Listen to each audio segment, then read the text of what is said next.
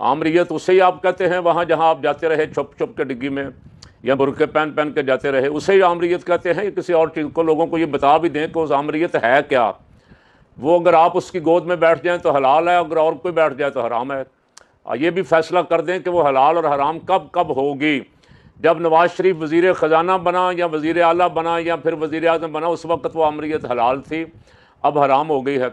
और वो जो मखसूस सीटें, ख़वातीन की मखसूस सीटें जनरल परवेज़ मुशर्रफ साहब ने रखी थी, उसके ख़िलाफ़ ना आपके जमहूरियत के चैम्पियन वोट को इज़्ज़त दो वाले बोलते हैं, और ना भुट्टो ख़ानदान बोलता है जो कहते हैं जमहूरियत बेहतरीन इंतकाम है, वो भी नहीं बोलते।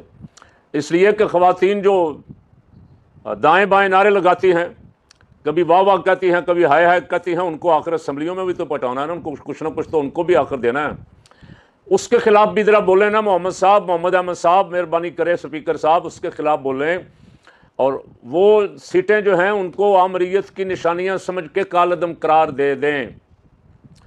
आइन कुरान और सुन्नत के मुताबिक होगा, ये मौजूद है।